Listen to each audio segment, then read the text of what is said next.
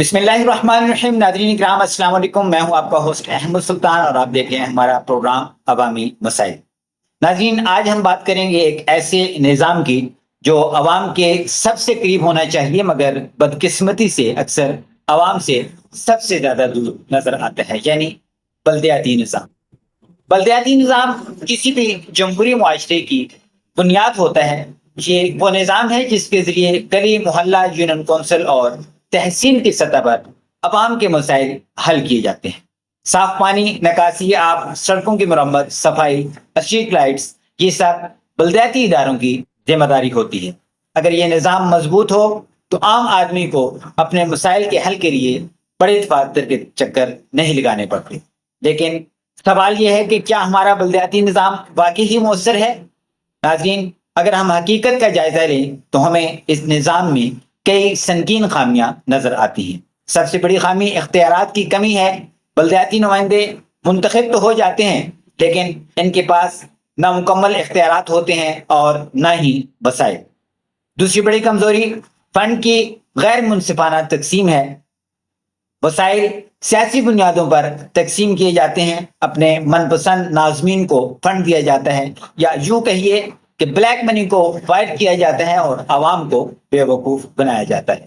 Fund की जगह project दे दिया जाता है और फिर नापसंद लोगों के सामने बल्दियात का फंड ना होने का ड्रामा रचाया जाता है, जिसकी वजह से कुछ इलाके तरक्की करते हैं जबकि कुछ इलाके बुनियादी सहूलियात से भी महरूम रह जाते हैं। इसलिए ज़रूरी है कि बल्दियाती नुमाइंदे को किसी पार्टी या ग्रोह के साथ मुंसलिक नहीं होना चाहिए। मुकामी बल्दियाती नुमाइंदा वो होना चाहिए जो पार्टी के MNAs और MPs के सामने मिलने से ना झिझकता हो। इसकी पार्टी सिर्फ अपने इलाका और सिर्फ अपनी आवाम के फलाह के लिए काम करता हो।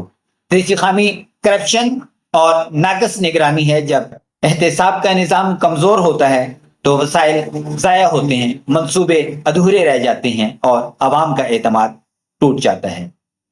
अब अगर हम निज़ाम के नुकसानात की बात करें तो सबसे बड़ा नुकसान यही है कि आवाम बुनियादी सहूलियात से महरूम रह जाती है। गलियां टूटी हुई, निकासी आब का निज़ाम खराब और सफाई की नाकस सूरत हाल, ये सब एक कमज़ोर बल्दियाती निज़ाम की निशानियां हैं। इसके अलावा जब मुकामी सतह पर मसाइल हल ना हो तो आवाम में मायूसी और बेएतमादी बढ़ती है, जिसकी मिसाल आपको मुख्तलिफ बड़ी कौंसिल्स और यूनियन कौंसिल में नजर आएगी।